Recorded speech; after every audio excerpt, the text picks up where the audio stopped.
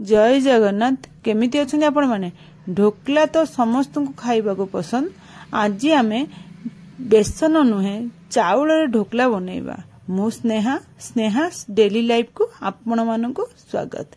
देखंतु चाउल रे ढोकला केते सुंदर देखा जाउची, जेमिति खाया को मध्ये भारी टेस्ट। केही भी जानि भी परिबेन एटा चाउल रे हेची बोली, पूरा स्पंजी आ बहुत टेस्ट लागबो। एथिरे मु दुई प्रकार चटनी सहित करिची। आप खाइबा को मध्ये बहुत टेस्ट लगिबो। आसंतु एबे आमे बनैबा चाउल ढोकला। ता पे केमिति आमे बनौछंती चलो देखिबा। प्रथमे गोटे ग्लास एमती चाउल नेइजबे, ताकू बतुरे देबे 5-6 घंटा पानी देकी। तापर 5 घंटा पर बतुरेला पर भले की धोई आमे ग्राइंडर जार रे ताकू दे देबा। गोटे ग्लास चाउल रे 1/4 ग्लास सुजी आमे पकै देबा। आ गोटे ग्लास पूरा दही पकैबा। एतिकी पकै के आमे मिसेकी ताकू ग्राइंडिंग कर देबा, पूरा भले की प्लेन पूरा ग्राइंडिंग कर देके आनी के आमे गोटे जगह रे एमती बाहर कर देबा। बाहर कर दे एते लूण पकै देकी आ जेतिकी जो ग्लास रे अल्पटे पानी लागितला आ ग्राइंडर जार जेति लागितो ताकू धोई देकी अल्पटे पानी देकी आमे ताकू भले की गोळे देबा। भले गोळे देकी आमे ताकू रेस्ट पय गोटे आधा घंटा छाडी देबा। से आधा घंटा जेमती फुलिबा को छाडी देबा। सुजीटे भी पड़ीची आ एपटे हमर दही के पड़ला हेटा टिके रेस्ट नबा पे छाडी देबा। तापर आमे एठी गोटे आ गोटे पैन बसिचे, एते छोट 2 चम्मच तेल पकईची। तापर गोटे चम्मच मु धनिया गोटा धनिया गोटा पकईची। तापर 5-6 कला रसुण पका 4टा सुखिला लंका पकईकी ताकू टिके गोळे दे बादाम गोटे मुठा पकई ताकू भाजी देबा। तार भाजी को गोटे ग्राइंडिंग जार को बाहर कर देबा। तापर हम सेही प्यान ने 2टा टमाटो आ टिके लूण पकई के हम ताकू भाजी देबा।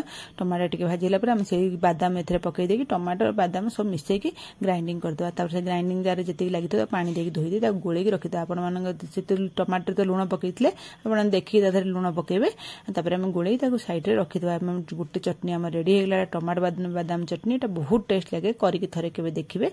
तापर आम ये इमली रो चटनी गोटे बनवा। तेंतुली चटनी मु तेंतुली की बतुरे देइथिली। बतुरे की ताको एमती चकुड़ी की छाणी देबा गोटे छणारे, खाली ता मंड गुड़ा बाहर कर दो। खाली आम पानी टा गुरे करबा। तापर गोटे कढ़ई बसै देकी तादरे गोटे चम्मच तेल आ सोरिष टिके भुसाम पकई देबा। फुटी गला पर आम तेंतुली जो छणा पानी टा को पकई देबा। तापर आम तादरे पानी टिके ऐड कर देबा। पानी ऐड कर दे फुटिला बेलू आम लूण दे देबा। आ चीनी आपण मीठा अनुसार आपण माने चीनी देबे।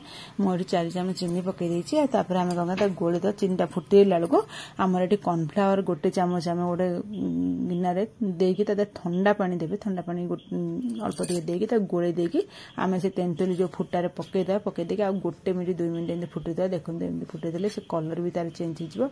आपण चाहिले एटी लंका गुंड भी पकई परिबा। हमर किछ दरकार नै। एबे हमर तेंतुली चटनी भी रेडी हे गेला। एपडे हमर देखियन चलो हमर से जो चाउल आ दही सुजी रो जो आणाटा हमर हे गेलानी आधा घंटा। आमे कौन करछि ना गोटे जगह एमती बसि देथवा। से चाउल दही रे आमे कौन गोटे चम्मच अदा आ कंचा लंका छेचा आ गुंड चीनी गोटे चम्मच पकई देबा। पकई दे गोळे देकी तापर हम इनो गोटे पैकेट पकई देबा। इनो गोटे पैकेट न पकईबे न पकई दे ता गोळे देकी हमें कोन करबे ना संग संग ताको हम जो इडली सांचरे देखन मु केमती थोइची। गोटे ये ऊपर आ गोटे जाली लगे की 2टा प्लेट में थोइ देछि। आ गोटे बड़ थालटा भी मु भीतर थोइ देछि। आपण माने जेमिति भाबरे करि परिबे कि गोटे बड़ गिना की टिफिन बॉक्स भीतर भी थोइ परिबे। थोइ की ताका आपण स्टीम दे देबे गोटे 15 मिनिट स्टीम देला पर देखो केड़े सुंदर भाव फुलिकी आमर ढोकला रेडी हो जाइए। आम काटिदेबा। एबे ते ठंडा होला पर काटिबे। गरम गरम बिल्कुल भी काटिबेनी, हेटा भारीबनी। आ ठंडा होला पर आम देखंतु केते सुंदर भाव ढोकला गुड़ा भारी पड़ुची। देखंतु केते स्पंजी होईची। आपण माने एई भल टाइप रो करंतु, देखियो निश्चय बहुत बढ़िया हाबो। तापर हम गोटे पैन ने बसिता जेते तेल 2 चम्मच पकई देकी सोरिष गोटे चम्मच पकईता। टिक टिक कटा भुसुआ पत्र टिके पकई देबा। तादर हम ता गोळे देकी हम पानी एठी 3-4 चम्मच पकईबे। मु एठी अधिक देछि। आपण माने बिल्कुल अधिक देबेनी, अधिक देले चिपचिपा हो जाउची। अल्प पानी आगा देबे। तादरे लूण आ चीनी गोटे चम्मच पकई देबे। पकई देकी से पानीटा फुटला पर आनी के ढोकला ऊपर पकई देबे। तापर चलंतु हम बाढी देबा खाइबा लागि। देखंतु देखिबा को जेमि सुंदर लागुची, खाइबा मधेटा बहुत टेस्ट। आपण माने थरे एई बळी करि देखंतु। जदि आपण माने व्हाइट कलर पसंद ना एथरे टिके हळदी से आणारे गुळे पकई देकी गुळे की तब से ताको स्टीम देबे। देखिबे सेटा बहुत बढ़िया लागियो। देखिया भी येलो कलर हे जो जेहेतु मु चाउल रे आपण मानु देखौछ बोली मु हळदी मिसि नथली। तापर आमे 2टा चटनी सहित एटा को सर्व करिया। खाइया को जेतिक टेस्ट देखिया को हेतिकेटा बढ़िया लागे। भलो लागिले मो चैनल को लाइक शेयर सब्सक्राइब निश्चय करिवे। आज रो टिप्स हेला जदि बादाम को बेसी दिन रखिबा को चाहछन त ताकू गोटे डीप फ्रिज रे रखि दियंतु। डबा रखि देखिबे बहुत दिन रहइबो।